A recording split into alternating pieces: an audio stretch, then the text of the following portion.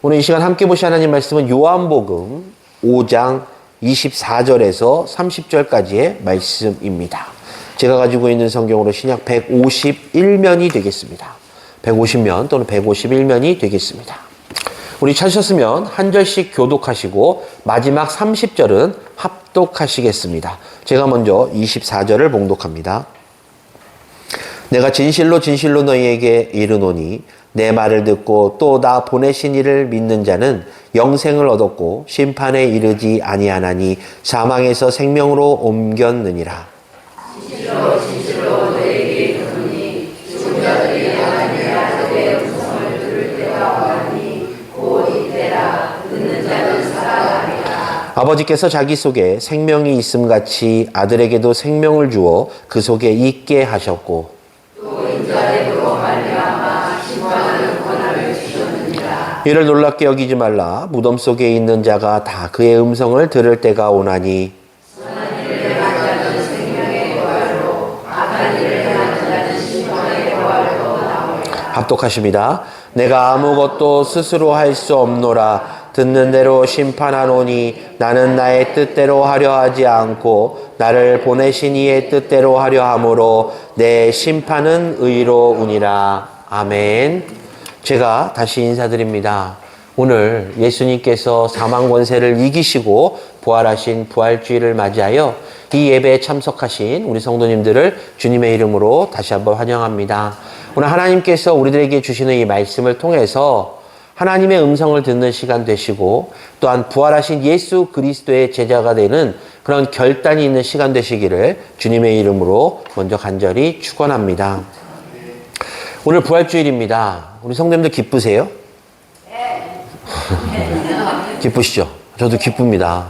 예수님 부활하셔서 기뻐요. 예수님 부활하신 것도 기쁘고 오늘 또 교회 선물 주잖아요. 그렇죠? 떡도 주고 뭐 계란도 주고 그렇죠? 거기다 더 기쁜 거 오늘 부활주일 기념해서 밥도 준대요. 매주 국수 먹다가 밥 먹으니까 얼마나 좋아요. 그렇죠? 오늘 아주 기쁜 날입니다. 그래서 오늘 기쁜 날이어서 제가 설교하는데 좀 힘이 날 것 같아요. 우리 성도님들 잘 집중해서 들어주시기를 좀 부탁을 드리겠습니다.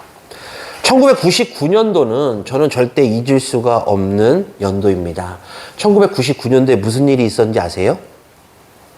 긴장하지 마시고요. 1978년도에 무슨 일이 있었죠? 잊어버리셨네. 제가 태어났다고 말씀드렸잖아요. 역사적인 날이라고.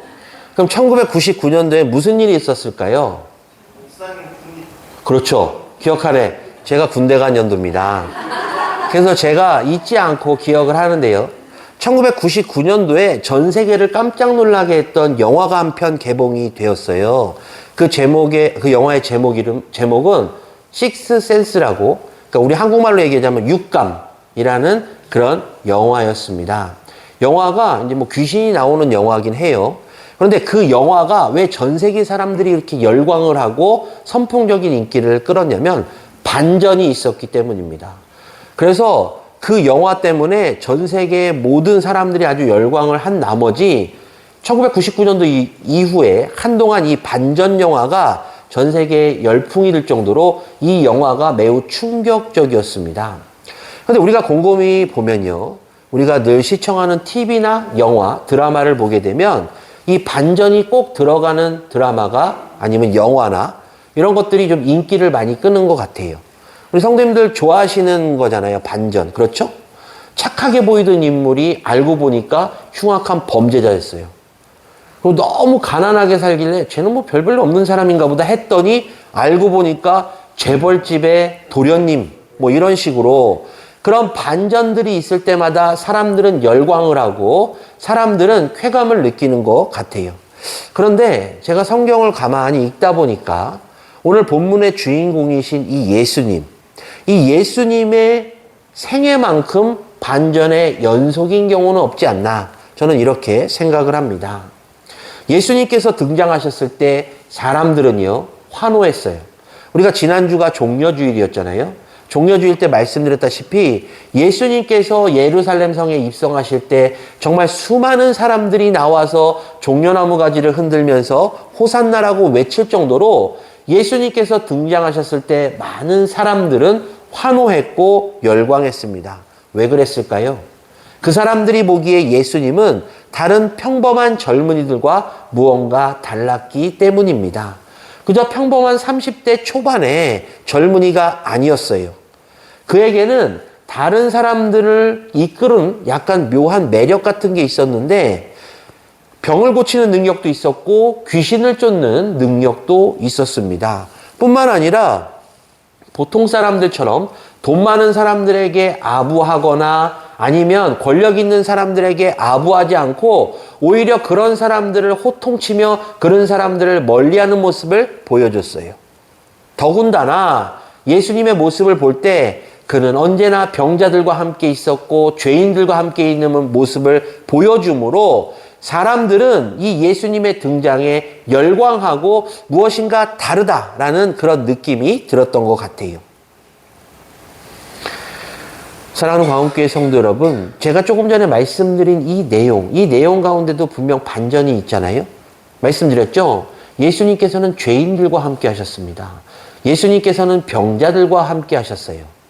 다른 일반적인 사람들은 권력을 쫓고 돈을 쫓았지만 예수님은 그런 모습을 보이지 아니하셨기 때문에 바로 여기서부터 이 반전이 시작됩니다. 그런데 또 하나의 반전이 나오죠.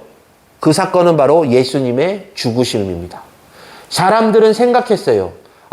저 예수라는 사람이 권력을 잡는 순간 큰 군대를 일으켜서 우리를 통치하고 우리를 지배하고 있는 저 로마와 전쟁을 함으로 그 가운데 승리해서 우리들을 해방시켜 줄 것이라는 그런 기대감이 있었습니다. 그런데 어떻게 됐죠? 그들이 시간이 지나서 보니까 빌라도 법정에 서 있는 아주 초라한 젊은이의 모습을 보게 돼요. 그래서 그들은 분노했고 결국 예수 그리스도를 십자가에 못 박으라고 외쳤습니다. 그들이 생각했던 것과 다르게 예수님의 초라한 모습을 보이게 되는 이러한 반전이 또 있었던 것이에요. 그런데요, 예수님의 생애에 있어서 가장 큰 반전은 바로 나중에 나오죠. 그것은 바로 오늘 예수님께서 부활하신 이 부활의 사건입니다. 예수님께서 죽으셨을 때요, 많은 사람들은 실망했습니다.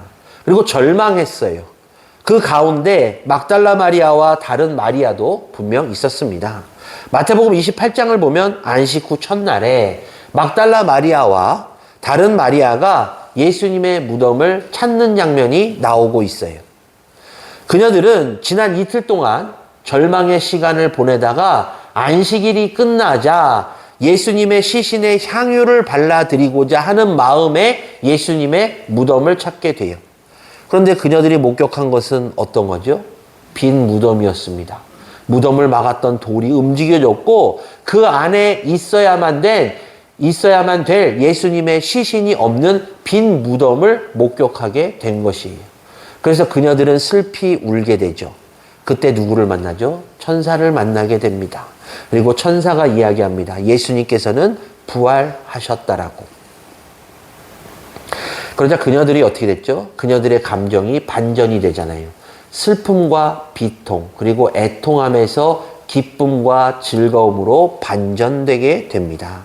사랑하는 광운교회 성도 여러분, 2000년 전에 이 예수님의 부활 사건은 당시 제자들과 이렇게 성경에 나오는 여인들만 놀라게 한 사건이 아닙니다. 이 예수님의 부활은요, 오늘날까지 지금 이 세상을 살고 있는 사람들의 삶까지도 바꿔놓는, 반전시키는 사건이 바로 이 예수님의 부활 사건이라는 것이에요.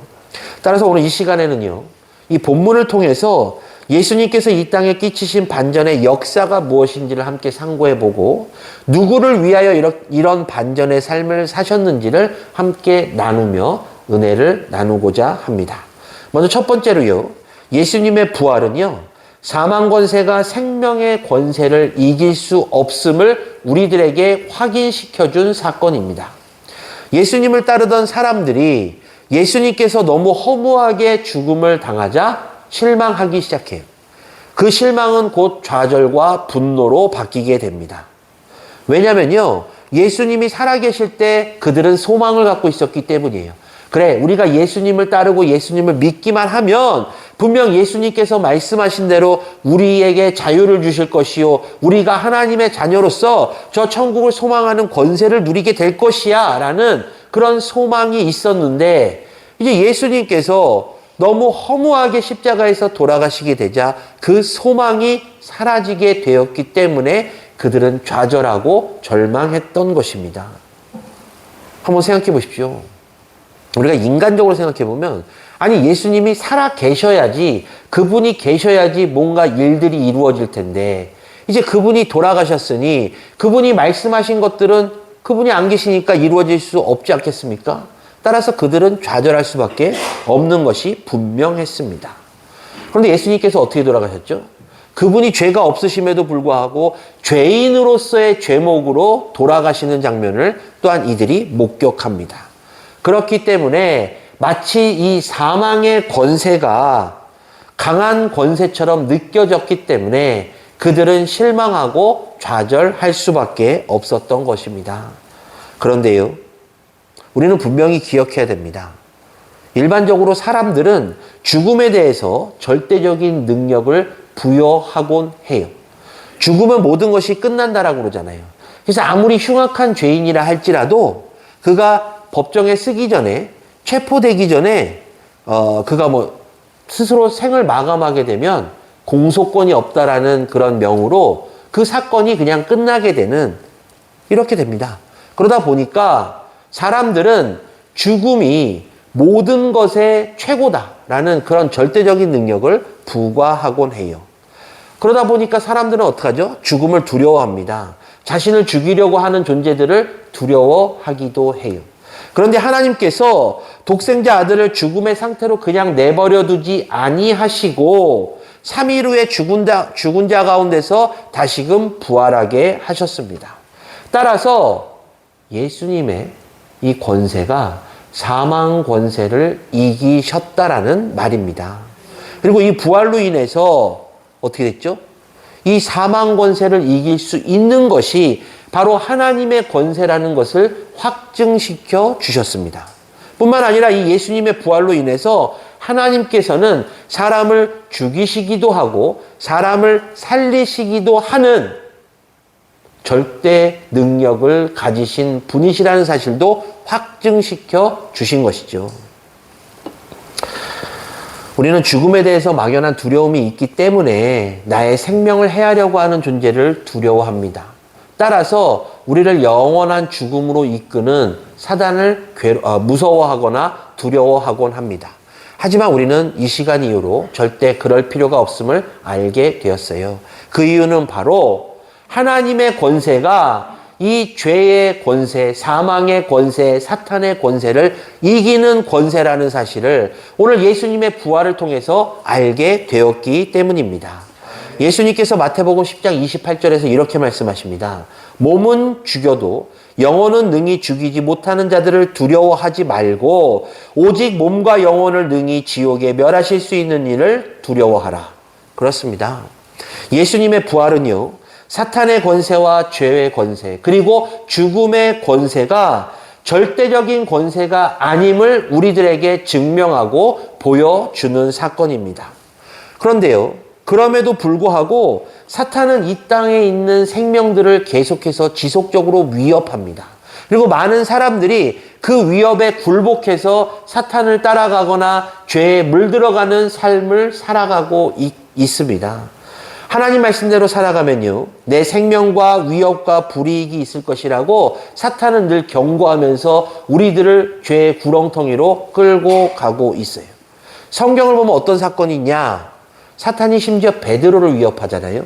예수님을 시인하면 내가 죽을 수도 있다라고 위협함으로 결국 어떻게 됐죠? 베드로가 예수님을 부인하기까지 하는 그 정도로 이 사탄의 권세, 죽음의 권세, 죄의 권세가 어떻게 보면 더 세 보이는 것처럼 느껴질 때도 분명 있습니다. 그러나 우리는 분명히 알아야 되고 분명히 기억해야만 됩니다. 그것은 바로 사탄의 권세보다 더욱더 강력하고 큰 권세를 가지신 하나님께서 우리들을 굽어 살펴주시고 사망 권세를 이기신 예수님의 권세가 우리들과 함께 있기 때문에 우리는 결단코 이 사탄의 권세, 죄의 권세, 죽음의 권세에서 이길 수 있다라는 것입니다. 사랑하는 광옥교회 성도 여러분, 죽음을 두려워하지 마시기를 간절한 마음으로 축원합니다. 예수님께서는 결단코 죽음을 두려워하지 말라고 하셨습니다. 왜냐하면 육신의 죽음 이후에는 우리는 영생을 얻기 때문입니다. 이 세상에서요, 유한적으로 사는 이 육신의 죽음이 어떤 사람들은 두렵다고 그래요. 어떤 사람들은 불안하다고 그래요. 하지만 걱정하지 마십시오. 그리스도인에게 있어서 우리가 따르고 우리가 믿고 있는 예수 그리스도가 부활하신 것을 경험하고 체험하고 목격한 우리들 입장에서는 이 죽음의 권세는 결단코 두려워할 것이 아니라 우리가 당연히 이겨야 될 것이며 그 이김으로 말미암아 예수 그리스도의 부활의 사건으로 말미암아 우리가 구원을 얻게 되었음을 늘 기쁜 마음으로 하나님을 찬양해야 된다는 것입니다. 따라서 이 시간 이후로는 예수님의 부활의 능력에 힘입어 죽음 앞에서 담대한 성도님들이 되시기를 주님의 이름으로 간절히 축원합니다. 두 번째는요, 예수님의 부활 사건은 우리를 죽음에서 영생으로 이끄는 반전 사건입니다. 예수님께서 죽음에서 부활하신 것은 단순히 자신의 능력을 과시하시기 위해서 부활하신 것이 결단코 아닙니다.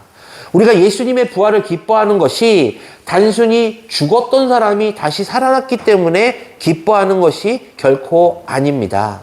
사실 성경을 보면요, 예수님 말고도 죽었다가 살아난 사람들 많이 있잖아요. 그렇죠? 누가 있죠? 엘리야 선지자. 엘리야 선지자가 사람을 살렸습니다. 그렇죠? 또 누구 있나요? 예수님께서도 회당장 야이로의 딸과 나사로를 살리셨습니다. 성경은 이렇게 죽었다 살아난 사람들을 증거하고 있어요. 그런데 이렇게 성경에 죽었다가 살아난 사람들이 기록되어 있는데 우리가요, 그리스도인들이 그 죽었다 살아난 사람들, 즉 부활한 사람들을 기뻐하며 기념합니까? 우리가 그 사람들이 부활됐다고, 부활했다고 그 사람들을 기뻐하며 그 사람들의 부활을 기념하지는 않잖아요. 그들의 부활은 지극히 개인적인 것이었어요. 그리고 그들의 부활은 다시금 그들의 삶이 끝난 이후 죽음으로 끝나게 되었습니다. 그런데 우리는 예수 그리스도의 제자로서 예수 그리스도께서는 죽음 이후에 다시 부활하셨고 그 죽음의 원인이 우리들의 죄를 사하시기 위함이었음을 알고 있기 때문에 예수 그리스도의 부활을 기념하는 것입니다. 그리고 예수님께서 그 이후에 다시 죽으셨습니까? 아니요. 육신을 입고 부활하시고 승천하셨습니다. 따라서 예수님은 부활하신 이후에 다시금 죽음을 보지 아니하셨기 때문에 우리가 그 부활하신 예수 그리스도를 하나님의 능력을 믿으며 기뻐하고 경배하며 기념하는 것입니다. 사랑하는 광옥교회 성도 여러분, 이 세상의 모든 사람들은 다 죄인입니다. 그렇죠? 로마서 3장 23절이에요. 모든 사람이 죄를 범하였음에 하나님의 영광에 이르지 못하더니. 모든 사람은 다 죽을 수밖에 없는 존재입니다. 이것은 하나님께서 정해놓으신 이치입니다. 따라서 사람들은 이 땅에 태어나는 순간부터 죽음을 향해서 달려가는 존재예요. 따라서 내가 받는 앞으로 장차 나에게 다가올 죽음이 결단코 두려워해서는 안 된다는 것이죠. 하나님의 이치에 맞게 우리가 하나님께서 우리를 이 땅에 보내신 그 가운데서 우리가 이 땅에 태어났으니 우리는 곧 죽음을 바라보겠구나 라는 것을 지극히 당연한 이치로 받아들여야만 된다는 것입니다. 근데 하나님께서 인간을 창조하실 때 어떻게 창조하셨죠? 하나님의 영광에 이르도록 창조하셨습니다. 따라서 우리들은 하나님의 영광에 이르기 위해서 창조된 사람들이었으나 인간에게 죄가 들어오게 되므로 하나님의 영광에 참여할 수 없는 그런 존재로 바뀌게 된 것이. 따라서 하나님께서는 예수 그리스도를 이 땅에 보내주셔서 그 죄를 사해 주심으로 말미암아 다시금 우리가 하나님의 영광에 동참할 수 있는 존재로 바꿔주셨습니다. 그렇기 때문에 우리들의 원죄는 사해져 버렸고 우리들은 주 예수 그리스도를 나의 구주로 시인하고 하나님을 믿기만 하면 저 천국에 입성할 수 있고 저 천국의 자녀로서의 권세를 얻게 되었다라는 것입니다. 따라서 이 예수 그리스도의 부활 사건이 바로 우리들을 위한 사건이었음을 우리는 늘 기억하고 감사하는 마음을 하나님께 드려야 할 것입니다. 예수님께서 부활하신 순간이요. 아까 말씀드린 대로 죄의 권세, 사망의 권세, 그리고 사탄의 권세가 사라지고 하나님의 권세가 이기는 그런 사건으로 바뀌게 됩니다. 예수님께서 돌아가실 때 마지막으로 하신 말씀이 무슨 말씀이죠? 다 이루었다입니다. 그렇죠? 그렇다면 예수님께서 십자가에 돌아가실 때 갑자기 왜 다 이루었다라고 말씀하셨을까요? 왜 다 이루었다라고 말씀하셨을까요? 다 이루었다라는 말은 여러 가지 의미로 사용되잖아요. 그런데 제가 국어사전을 찾아보니까 그 뜻들 가운데 값을 다 지불했다라는 뜻도 있다라고 합니다. 즉 우리가 갚아야 될 죄인인 우리가 갚아야 될 그 죄의 값을 예수님께서 다 갚아주심으로 말미암아 다 이루셨다라고 말씀하시고 돌아가셨다라는 뜻인 것입니다. 누군가요? 내가 진 그 빚을 대신 갚아주면 우리의 마음은 어떨까요? 기쁠 거 아니에요? 기쁘잖아요. 아니 내가 이 빚을 졌는데 이 빚을 다 갚지 못해서 고민하고 있는 가운데 누군가 내 빚을 척하니 갚아주면 얼마나 기쁘겠습니까? 제가 과거에 저 교회에서 부교역자 할 때 특별 새벽기도 기간이었는데요. 그때 이제 특별 새벽기도 다 이제 마치고 차량 운행 다 하고 이제 교역자들이 교회로 딱 모여요. 그러면 그 교회 앞에 엄청 오래되고 엄청 유명한 해장국집이 있는데 그 집에서 이제 아침 식사를 합니다. 아침 식사를 다 하고 계산을 하러 갔더니 그 카운터에 있는 주인분이 누군가 계산하고 가셨습니다. 그냥 가셔도 됩니다. 라고 이렇게 말씀하시는 것이에요. 남자 교역자들이 갑자기 기분이 막 좋아졌어요. 누군가 밥값을 내줬는데 너무 좋은데 누가 내셨습니까? 그러니까 누군지 모르겠대요, 당신도. 그래서 어쨌든 기분 좋아서 그날 하루 이제 막 남자 교역자들이 기분이 좋은 거예요. 밥값이 굳었잖아요. 그래서 기분이 좋아서 막 이러다가 나중에 알게 된 사실인데 저희가 이제 교역자들이 식사하고 있는데 장로님 부부가 이제 서울 사시는 장로님께서 새벽기도 마치시고 직장에 바로 출근하셔야 되니까 그 권사님하고 식사하러 오셨는데 남자 교역자들이 이제 다 밥 먹고 있는 모습을 보고 밥값을 계산하고 가셨다라고 하시더라고요. 근데 남자 교역자들이 꽤 많았어요. 그래서 밥값이 꽤 나왔을 텐데 그 장로님께서 그걸 계산을 하시고도 말씀을 안 하셔서 몰랐다가 한참 나중에 알게 돼서 남자 교역자들이 인사를 드렸던 기억이 있습니다. 사랑하는 광운교회 성도 여러분, 누군가가요, 내 밥값을 대신 내줘도 이렇게 기쁜데 누군가가 내 죄값을 대신 다 짊어지시고 그 죄값을 다 사해 주셨습니다. 얼마나 기쁜 일이겠습니까? 따라서 우리들은 이 예수님의 부활 사건을 기쁨으로 받아들여야 됩니다.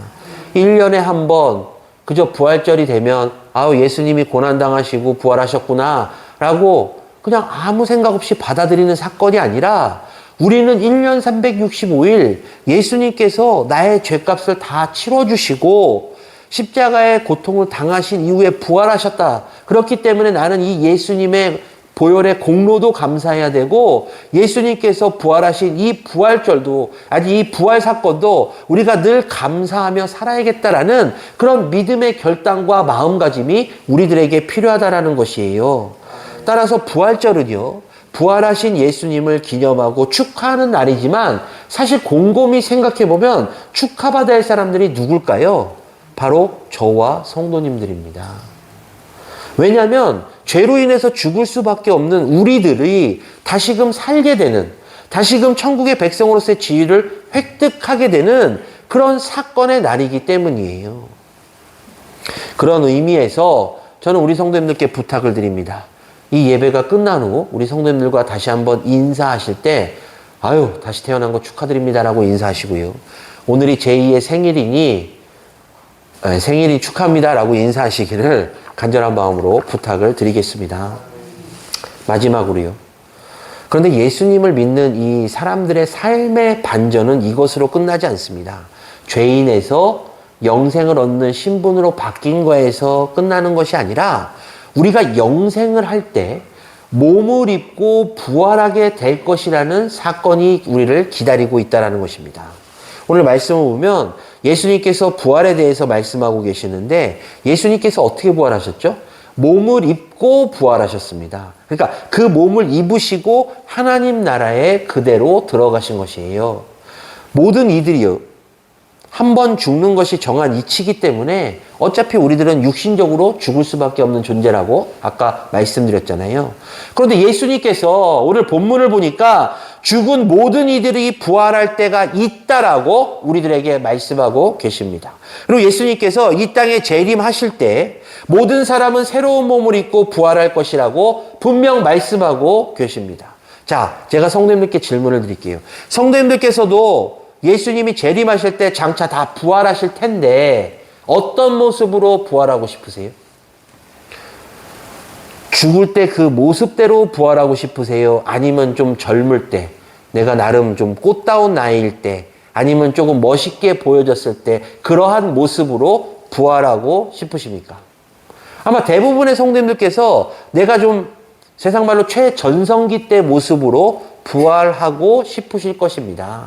내가 나이가 차서 노년에 돼서 정말 죽기 직전인 일부의 그 모습으로 부활하고 싶으신 분은 단 한 분도 없으실 줄로 압니다. 그런데요, 부활할 때 우리가 신경 써야 될 부분이 있어요. 요한복음 5장 28절에서 29절 말씀입니다. 이를 놀랍게 여기지 말라. 무덤 속에 있는 자가 다 그의 음성을 들을 때가 오나니 선한 일을 행하는 자는 생명의 부활로 악한 일을 행하는 자는 심판의 부활로 나오리라 라고 말씀하고 계세요. 우리는 이 말씀에 집중해야 됩니다. 예수님께서 재림하실 때 모든 사람들이 다 부활하게 되는데 새로운 육신을 입고서 부활하게 됩니다. 그때 어떤 사람들은 살아있을 때 악을 행함으로 인해서 악한 자의 모습으로 부활하게 되고 어떤 사람은 살아있을 때 하나님의 은혜 가운데서 선한 일을 행하다가 선한 육신을 입고 부활하게 된다라고 성경이 예수님께서 우리들에게 말씀하고 계시는 것이. 그러므로 우리들이 앞으로 부활을 준비하는 가운데서 어떻게 해야 될 것인가? 그것은 분명 하나님의 영광에 참여하는 부활로 해야 되지 않겠습니까? 하나님 보시기에 선을 행하는 삶을 살아야 됩니다. 하나님 보시기에 흡족한 삶을 살아야지만 우리가 이 예수님의 말씀대로 선을 행함으로 하나님 나라에서 영원한 생명을 누리는 삶의 모습으로 부활하게 될 것이기 때문입니다. 예수님의 부활이요, 생명의 부활이 되셨던 이유는 예수님이 죽으심으로 죄에 대해서 죽으셨기 때문입니다. 죄에 대해서 죽으심으로 죄의 권세를 끊으셨다라는 말이에요.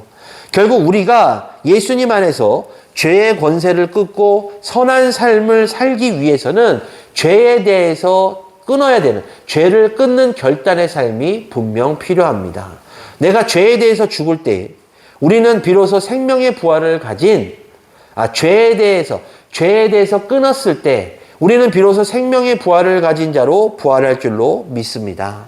따라서 우리들의 신앙은요, 예수 믿고 하나님 믿고 말씀 잘 따르고 다 중요하죠. 그런데 가장 중요한 요소 중에 하나가 죄와 단절되는 것입니다. 저는 우리 광업교회 성도님들이 결단코 그렇게 생각하지 아니하실 거라고 생각하지만요, 많은 사람들이, 많은 그리스도인들이 죄에 대해서 무겁게 여기지 않고 경히 여기는 경우들을 종종 봅니다. 죄라는 것은 매우 무서운 것인데요, 죄를 너무 쉽게 생각해요. 이게 죄인가? 이게 죄가 아닌가? 라고 고민할 때도 있고, 이게 죄라 할지라도 내가 지금은 눈 딱 감고 죄 짓고 나중에 하나님께 회개하면 하나님께서 용서해 주실 거야 라는 그런 잘못된 믿음으로 자신 스스로를 격려합니다. 그런데 우리는 분명히 알고 있어야 돼요. 이 죄라는 것은 너무나 무서운 겁니다. 아담이요, 하나님께서 지키라고 명하라고 말씀하신 것을 딱 한 번 어겼어요. 한 번 어김으로 인해서 죄인이 되었고 에덴 동산에서 쫓겨나게 되었고 그 후손들이 죄의 구렁텅이에 빠져서 죄인의 삶을 살게 되었습니다. 죄라는 것이 이렇게 무섭습니다. 죄에 우리가 집중해야 될 것은 죄는 딱 한 번 짓는 순간 그 사람은 죄인으로 신분이 바뀌게 돼요. 그렇기 때문에 우리들은 죄를 결단코 경히 여기지 말고 무겁게 여겨야만 됩니다. 우리들의 죄를 예수님께서 이미 당신의 십자가 고난으로 한번 용서해 주셨어요. 그렇다면 우리는 이제 죄인된 몸에서 예수님의 제자, 하나님의 자녀로서의 신분이 바뀌었기 때문에 더 이상 죄와 연관되지 말아야 되지 않겠습니까? 그런데 죄를 경히 여기는 순간 우리는 죄의 구렁텅이에 빠질 수밖에 없는 그런 나약한 존재들입니다. 따라서 바라기는 이 시간 이후로 우리의 삶 가운데서 신앙으로, 믿음으로, 주 예수 그리스도의 이름으로 죄와 단절된 삶을 사시기를 주님의 이름으로 간절히 축원합니다. 말씀을 정리하면요. 예수님의 부활은 예수님의 십자가에서 예수님이 죽으심으로 말미암아 사망 권세를 다 이기시는 그런 승리의 사건입니다. 그렇기 때문에 예수님의 제자들인 우리들은 이 부활의 사건으로 말미암아 하나님께서는 사람을 죽이시기도 하고 살리시기도 하시는 능력의 분이시며 하나님께서 우리를 너무나도 사랑하신 나머지 당신의 아들을 희생시키심으로 우리들을 구원해 주셨구나 라는 이 구원의 기쁨, 이 기쁨을 느낄 수 있게 되었습니다. 그런데 우리가 신앙생활한다라고 자부하는 우리가 하나님의 자녀라고 자부하는 우리가 예수 그리스도의 제자라고 이름하는 우리가 이렇게 죄에 대해서 무뎌지고 죄를 경히 여기게 되면 예수님께서 우리를 대신해서 십자가 보혈의 공로로 구원하신 우리들의 구원이 아무 쓸모없게 되는 그런 경우가 발생할 수 있다는 것입니다. 사랑하는 광업교회 성도 여러분, 예수님께서 부활하셨습니다. 따라서 우리들은 이 예수님의 부활을 기뻐해야 하는데요. 그런데 조금 더 뒤로 돌아가 보면 예수님께서는 고난당하지 아니하셔도 되고 이 땅에 오시지 아니하셔도 될 분이셨습니다. 그런데 그런 그분께서 이 땅에 오셔서 고난을 당하시고 그런 그분께서 십자가에 못 박히셔서 죽으셨다라는 것은 바로 우리의 죄 때문임을 우리는 기억해야 됩니다. 그리고 그 십자가의 죽으심으로 우리가 죄에서 용서받고 죄인의 신분에서 하나님의 자녀 예수 그리스도의 제자로의 신분으로 바뀌었다는 것을 기억해야 돼요. 그런데 이렇게 예수님의 희생으로 말미암아 우리가 구원을 받았음에도 불구하고 우리가 죄를 경히 여기고 죄를 등한시 여겨서 다시금 죄의 구렁텅이에 빠지게 되는 순간, 죄인으로 신분이 다시 바뀌게 되는 순간 예수님의 십자가 보혈의 공로는 우리들에게 전혀 소용되지도 않거니와 예수님의 이 거룩하신 행위가 우리들로 인해서 쓸모없게 되어버리게 되는 이런 불순종의 죄를 우리가 짓게 된다는 것입니다. 따라서 이 시간 이후로는요, 바라기는 예수님의 이 고난을 기억하시고 그로 말미암아 우리가 구원을 얻었음에 감사하시고 또한 예수님께서 부활하심으로 말미암아 우리들도 영생을 얻고 나중에 부활할 때 예수님의 제자답게 하나님의 자녀답게 부활할 수 있도록 인도하신 하나님과 예수님께 늘 감사하시기를 주님의 이름으로 간절히 축원합니다. 예수님의 삶은 반전의 연속이셨습니다. 그런데 그 반전의 연속으로 말미암아 우리가 구원을 얻게 되었어요. 이제 우리들은 하나님의 자녀요 예수 그리스도의 제자가 되었습니다. 그런데 우리들의 삶 가운데서는 반전이 필요 없습니다. 우리들은 이미 하나님의 자녀 예수 그리스도의 제자이기 때문에 여기서 반전되는 삶이 아니라 여기서 그대로의 삶을 살아서 하나님을 기쁘시게 하고 예수님을 기쁘시게 하는 참된 하나님의 자녀 예수 그리스도의 제자로의 삶을 살아야만 된다라는 것입니다.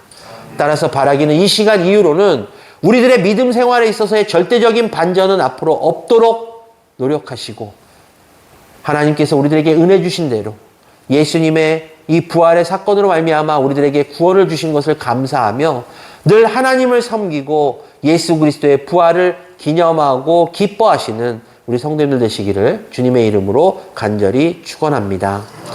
제가 기도하겠습니다.